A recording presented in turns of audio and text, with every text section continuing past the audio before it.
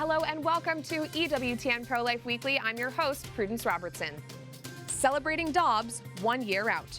Hundreds of pro-life Americans were met with small resistance as they celebrated the 1 year anniversary of the Dobbs decision that overturned Roe v. Wade in our nation's capital. We bring you there, where we spoke with movement leaders and pro-life students during this 2023 celebration of life. Cultural impact. We speak with Kristin Hawkins, president of Students for Life of America, who tells us how the fight for life has played out on college campuses. Hawkins shares how her group is engaging with young mothers. Their goal is to have 1 million conversations this coming year to change hearts and minds. New pro-life bills on Capitol Hill. Congresswoman Mary Miller has introduced 2 pro-life bills. One to ensure that parents are notified should their daughters seek an abortion, and one that demands respect for the remains of aborted children. We met in her office and discussed why protecting babies is personal for this mom and grandmother.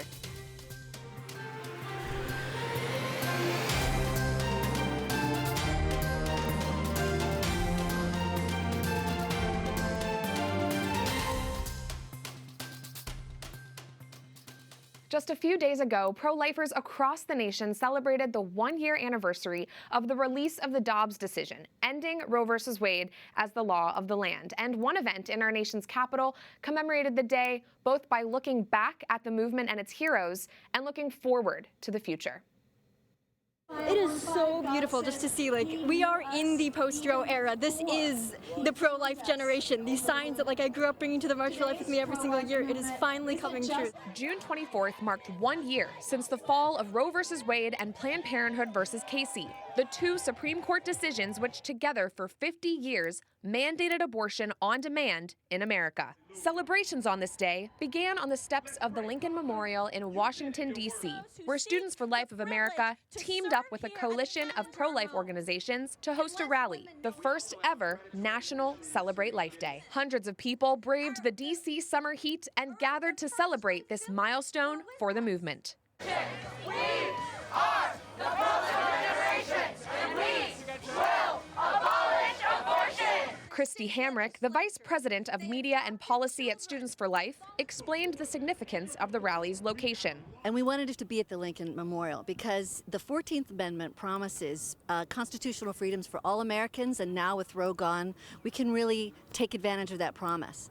So it's exciting to be both at the Lincoln and celebrating the end of an intellectual travesty that was shoved into our Supreme Court and shoved into the Constitution. Pro-life activists, politicos, and lawmakers gave remarks, focusing on next steps for the movement. One of those speakers was Mississippi's Attorney General, Lynn Fitch, who took the Dobbs case to the Supreme Court back in December of 2021. Gosh, what an incredible day today. What a blessed day that God has given us. She shared with us some of the ways Mississippians have ramped up care for mothers and babies since her team won that case, overturning Roe. In Mississippi, we truly engaged. So as soon as the decision came down, we started working on our plan.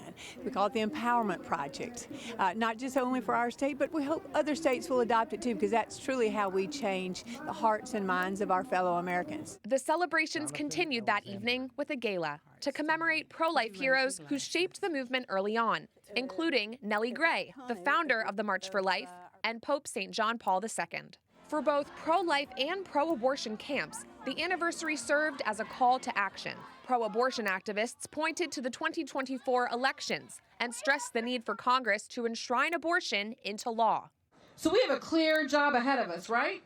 It's electing reproductive freedom champions. Over the weekend, President Joe Biden also doubled down on electing pro-abortion lawmakers such as himself, despite his professing the Catholic faith. Court got Roe right 50 years ago, and I believe Congress should restore the protections of Roe v. Wade once and for all. But we need your help. So I'm asking again, are you with us? You're going to get this done? Though many pro-life battles are now being hashed out in the states, pro-life leaders are also calling for federal action. Live Action's Lila Rose was at the Capitol this past week, urging lawmakers to provide equal protection for unborn babies in the law, provided by the 14th Amendment. At an event the day before the anniversary of Roe v. Wade's demise, Rose said that ensuring 14th Amendment protections is the new North Star for the movement.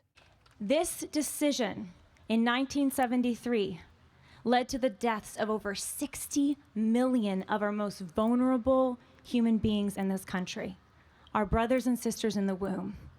And so while we remember their deaths and we mourn them, we also look forward with enthusiasm, with optimism, as we realize that the potential to protect every life in this country, to finally affirm human rights for all, is within reach. The decision in the Dobbs case returned the Democratic debate on abortion back to the states, leaving it to state legislatures to enact laws that stop abortion. Thus, the battle continues in the states and in local communities. With exactly half of states in the U.S. enacting strong pro-life laws over this past year, it's clear that the movement faces challenges ahead in achieving a totally pro-life nation. Challenges that go well beyond laws and Supreme Court battles. But Fitch and other leaders are determined and seemingly won't stop until every precious unborn child is guaranteed a chance at life outside the womb. Because we asked the justices for the job. We told them the American people are ready, and we truly are.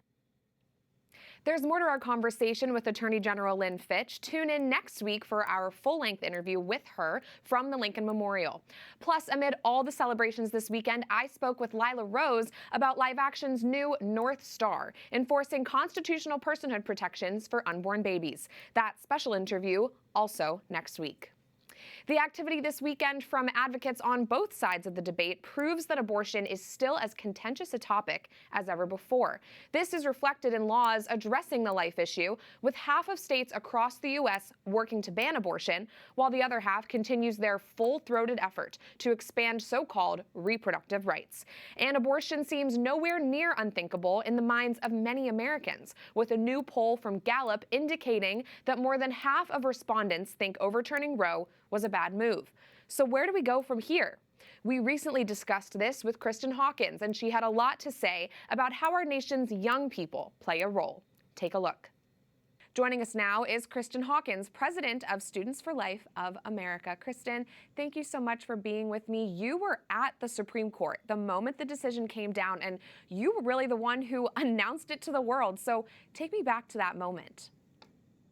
Yeah, it was a true honor to be there and to be that one who got to read aloud the decision that the Supreme Court released, that the Constitution does not confer a right to abortion. Roe and Casey are overruled.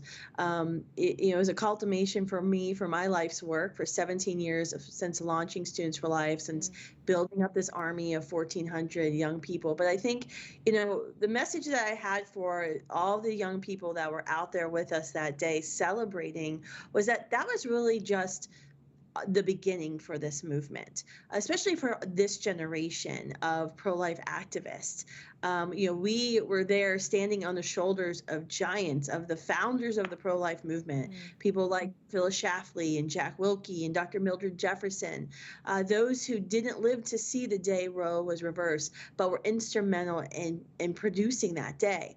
But now for this generation, the challenge is, what do we do next? How do we fully achieve that goal of the pro-life movement of making abortion unthinkable and unavailable in our lifetime? How do we, since the fall of Roe, go back to the states and pass laws to protect children and women from the predatory abortion industry? How do we continue to push in Washington, D.C.?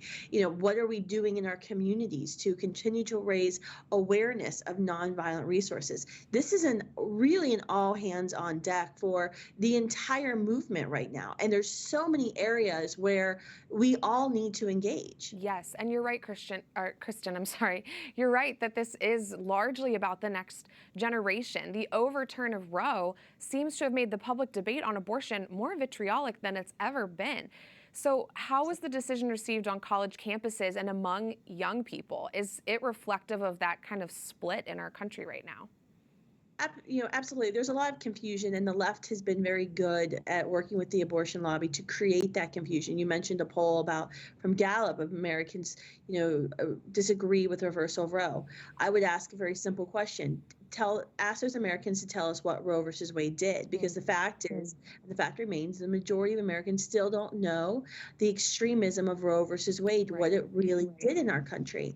And so we've been having conversations. We started arming our students last spring for this moment to be ready, to be vigilant, be on guard, be ready to do more than ever. And so we hit the ground running this year, having more conversations with a goal that we will reach of having 1 million conversations with Gen Z. Those are in high school and college this year about abortion. So doing more than ever before, but also, combating the vandalism and the violence and the First Amendment free speech attacks that we see. We saw a 3-fold increase this year, our highest number of incidents since I launched Students for Life, more than 100. It was, and in some of those videos, folks might have seen, we're at Hunter College with a professor who flipped over the table when we were talking about chemical abortion and then greeted a reporter at the door with a machete. The Antifa attacks on me at Virginia Commonwealth University of threatening me, shutting down the entire event. These attacks continue. The abortion lobby, and you have to realize when you're on campuses talking to people about abortion, you have people who have bought into the lies for a very long time about what abortion was. And so there's a lot of fear mongering, and that produces scared people. There's also a lot of people, young people who have chosen abortion. So talking about abortion being a moral wrong or that abortion should never be allowed triggers them and brings up all of those feelings of regret that they have, that icky feeling they have in their gut about that abortion decision they made. And so all those feelings bubble up to the surface, and we're the ones on that front line, having that conversation, but then also having to deal with, those people who are wounded. They're those walking wounded, and trying to connect them to post-abortive healing resources as fast as soon as possible, and building that relationship with those people to hear us out about how there is healing, there is forgiveness if they seek it. Sure, yeah, and you make a good point that the overturn of Roe and the passing of pro-life laws is making students think about this from a moral perspective more than they ever have before, especially those who have had abortions. I want to get your reaction to a poll in Time magazine, a recent poll. It says that access to abortion is impacting where students choose to go to college. It said that out of 12,000 people surveyed, about 3/4 of college students were guided by the state's laws on abortion when it came to staying at their university or leaving. Your thoughts on that? I think it's really interesting because it actually points to something that we've been saying in the pro-life movement for a long time, that a lot of people didn't want to hear, is that many people in our country have come to view abortion as a backup birth control method. It's the parachute or get out of jail free card. And this is reflective of years and years of conversations and studies we've done with young people about how they view abortion. One hand they'll say, I don't like abortion, I wouldn't have an abortion, but on the other hand would say, well, I still think it should be legal. Because what the reality is if you're living your life in a way or making decisions that could produce a new human being, if you're having, you're engaging in premarital sex on a campus and you're there, you've taken out tens of thousands of dollars in loans to get that college degree, you obviously have a career goal for yourself. Many people don't like to think about a biological consequence of their decision to engage in sex could be the creation of a unique human life. And so I think that's a really interesting poll that you brought up, because I think a lot of people are starting to, for the first time, and this is where we talk about the culture has to change as well as laws. A lot of people are starting to realize this isn't just this backup birth control method, that you may actually have to change some decisions you're making. If you're sleeping with a man or if you're sleeping with a girl and you don't see an 18-year-long potential parental relationship with that partner, maybe you shouldn't be engaging in those behaviors to begin with. Yeah, it's making people think twice. And Kristen, talk to me about what young people in our movement are doing on the culture side of this. What are Students for Life, students on campuses doing? We're delivering diapers and baby formula and literally going door to door with wagons this summer at Students for Life in key neighborhoods surrounding abortion facilities, helping pregnant women and families in crisis through our Standing With You initiative. We're also engaging politically in primary elections, educating voters well before next year about where candidates stand, because to be quite honest with you, and you know this, Prudence, we've had a lot of political leaders for a long time who've said that they were pro-life, but then this year, when they were, at the State House or in Washington, D.C., and a chance to be pro-life and vote came up, they failed to do that. And so we have a lot of voter education that needs to go on about those who aren't really that courageous in their pro-life beliefs and why they probably need to step aside at this point. We're going to be having conversations online and then at Christian music festivals with young Christians. So it's very much more of the same of what we were doing before Roe versus Wade was reversed, but it's just amplified 100-fold. Well, that is so exciting, and we're so grateful for all the work that you've done for many, many years to get us to this moment. We'll continue to track everything that Students for Life is doing in the year ahead. Kristin Hawkins, Students for Life of America, thanks for joining us. Thank you. Keep praying for us. Of course, will do. Coming up, Congresswoman Mary Miller of Illinois tells us about 2 pro-life bills she has just introduced in the House of Representatives. Plus, we speak with author Carrie Gresh about where the modern feminist movement went wrong and how we can look to Mary to heal our culture. This after the break.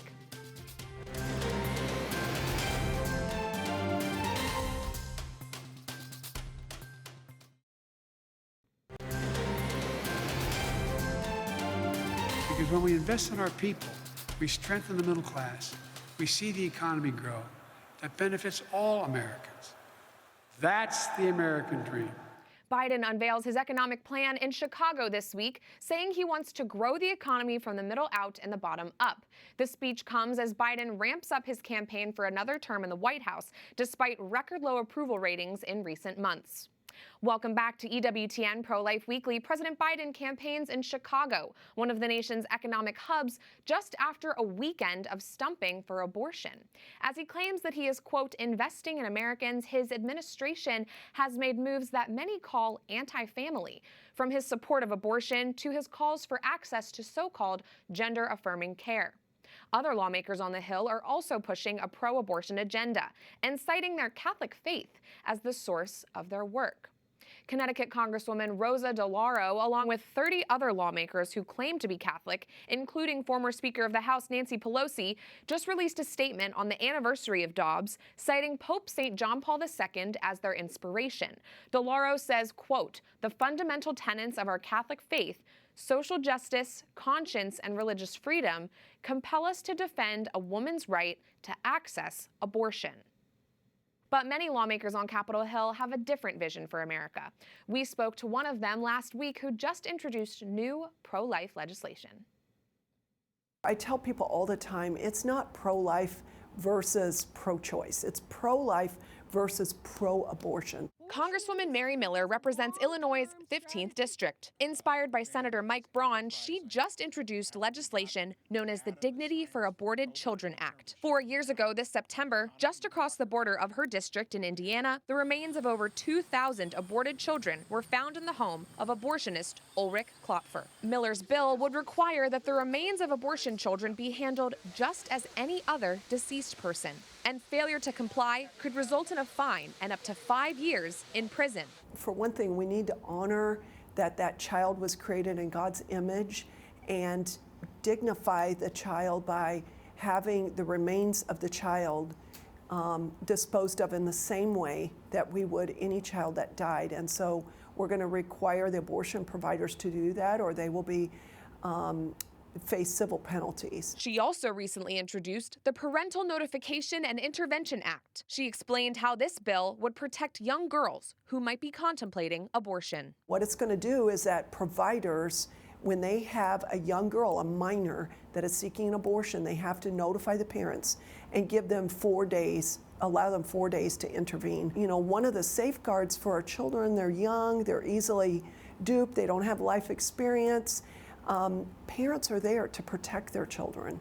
And it's sinful and it's evil to go around parents. I recently questioned 3 of Joe Biden's cabinet secretaries, the Secretary of Labor, Education, and Health and Human Services, and I can tell you this, that they are going around parents, all of them. When we asked her why these bills are needed now, Miller reflected on the impact of the Supreme Court decision that overturned Roe v. Wade and stressed the importance of continued work to end abortion as the issue is debated in state legislatures. 50 years ago, the Supreme Court failed to honor the most basic right enumerated in the Declaration of Independence, the right to life. And we have a very sad stream of death and destruction in the wake. But thankfully, there have been people that have taken up the fight and have continued in that. And that's why we are where we are now. We have a lot of work to do. These bills aren't Miller's only efforts to defend life and family on the Hill. I also recently started the Congressional Family Caucus to stand up for traditional family, you know, a mom and a dad as ordained by God, raising their children. We need to stand up for the family, which is the foundation of our culture, actually. For Miller, all her pro-life work goes back to her growing family and stressing the value of all human life. Well, we have 7 children. They're adults now. If I could push the reverse button, I would. Those were the best years of my life. I loved it.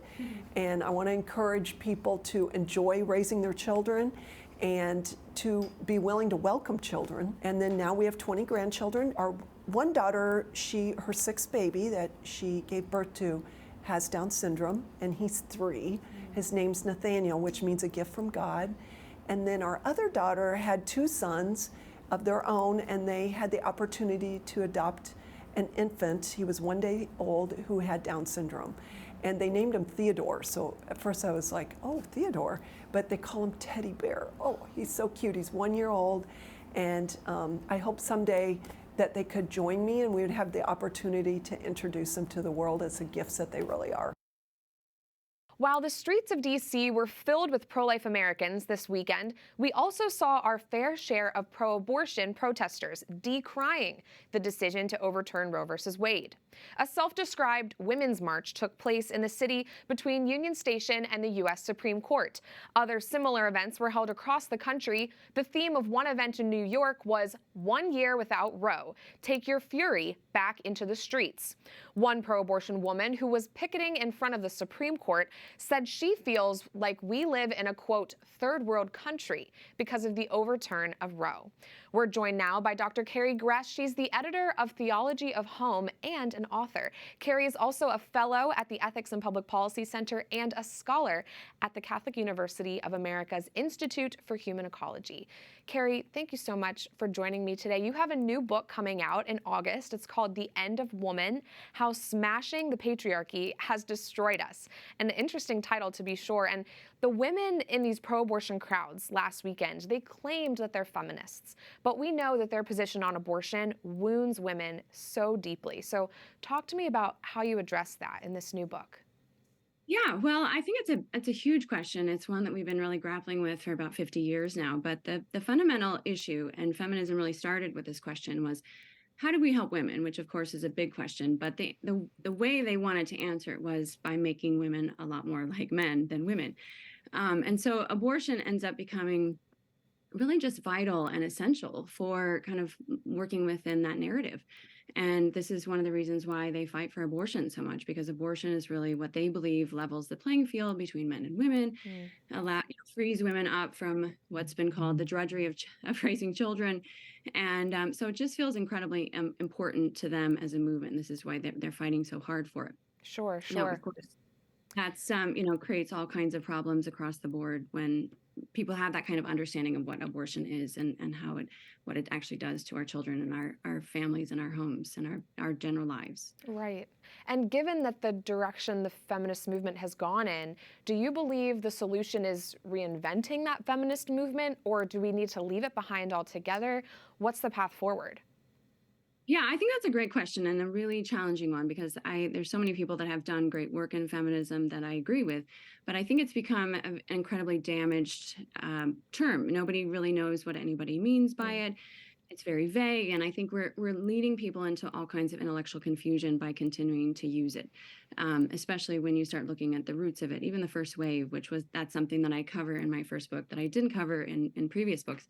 So I think that is actually a much healthier way to move forward, is to just drop it all together and all the baggage that's associated with it, that usually has the form of the occult or free love or this idea of smashing the patriarchy. So there's a lot that we're freed from if we find new language to talk about being pro-woman. Right, makes a lot of sense. And Carrie, chants from this weekend's Women's March, so-called Women's March, included things like abortion is freedom. Talk to me about how that's such a mistaken notion of freedom. Right. Well, I mean, again, around the 1900s, you had this shift in the rhetoric about motherhood. And it's really remarkable to see how frequently the word drudgery is used. And we really view it as a kind of enslavement, because this is what we've been told for 100 years. For really 50 years, we haven't said anything good about motherhood. And so it feels like it's something enslaving when that's what we've been told for so long, and that's how we have to be empowered, by being free from it. So that's the general push of it, and why we're seeing that rallying cry, and why women, see this as such an important issue. It's such a tragedy that it's looked at as a burden. And Carrie, you wrote a book some time ago titled The Anti-Mary Exposed, Rescuing the Culture from Toxic Femininity. And you talked about some of this in that book. You explain there that Mary is really the antidote to all of the problems that we see with modern feminism. So how can we as women imitate our Blessed Mother in this increasingly anti-Mary, anti-woman culture? Yeah. Well, I think the big thing is really to first figure out who she is. I think so many of us think of her, or can think of her, in very saccharine terms and very superficial terms. But the reality is that what she is, she's the Mother of God, and she's so humble and imitated him. And that's really where we understand how happiness comes about, is in the imitation of Christ and the humbling of ourselves and serving others. And, this is the remarkable thing about what we're seeing with feminism, is it's not serving others, it's serving self by and large.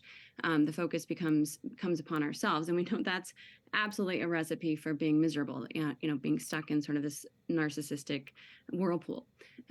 So Our Lady offers us a way out of that by saying, go to my son, and saying, these are the virtues and the values that Christianity has espoused for 2,000 years, and there really have been very few things that have supported and helped women better than the church throughout history. No other religion can claim that the way that the Catholic Church has. So I think we have all the answers that we need, and it's just a matter of sort of breaking free from the confusion that we've been offering women for over 200 years about what it means to be woman and pro-woman. Right. Well, I appreciate that insight so much, and I'm so grateful that you were able to join us this week. Thanks again, Dr. Carrie Gresh. Thanks so much for having me. That does it for this edition of EWTN Pro-Life Weekly. I'm Prudence Robertson. Don't forget, you can find us at EWTN Pro-Life on all social media platforms, Twitter, Facebook, Instagram, we're there. Or send us a message by emailing ProLifeWeekly at EWTN.com. We love to hear from you. Remember, life is a gift. Your life is a gift. God bless.